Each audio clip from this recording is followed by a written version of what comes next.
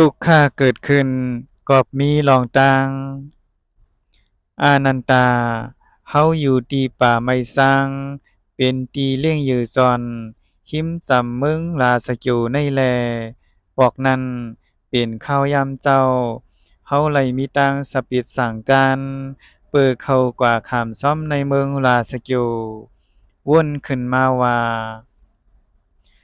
ตึกเจ้าอยู่ตอนตากว่าขามซ้อมในเมืองลาสกิวเพราะจึงนั้น เฮาเข้ากว่าจุติอารามของปาลิภาสกาเป็นเตระธิต่างเปิง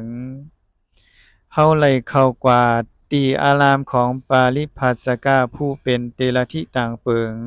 ไล่เฮ็ดสัมโมทนิยกาถาสู้กันเย้านั่งลงตีอันสร้างถูกเส อานันตาปาริภาสกะเสื้อนั้นไล่กล่าวลาดจูเฮาผู้นั่งอยู่เย้าซึ่งในว่าเจ้าก่อตมะคา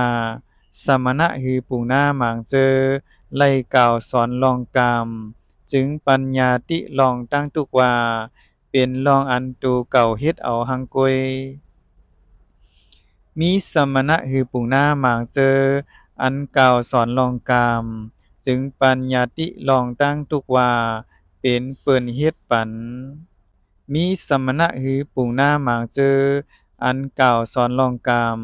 จึงปัญญาติลองตั้งทุกว่าอำใจตูเก่าหืออำใจเปิ้นเฮ็ดก่อเกิดขึ้นไล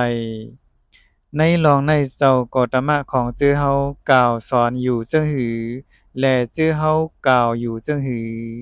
จังเตอำเป็นอันกล่าวให้ซ้อมความอันเจ้าก็ตมะกล่าวเย้า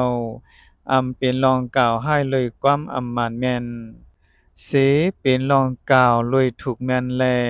สหธรรมิกะหมางก็อันกล่าวซ้อมเตอำเย็นเป็นผู้ถูกปันพ่างกว่าซ้อมหนังไหน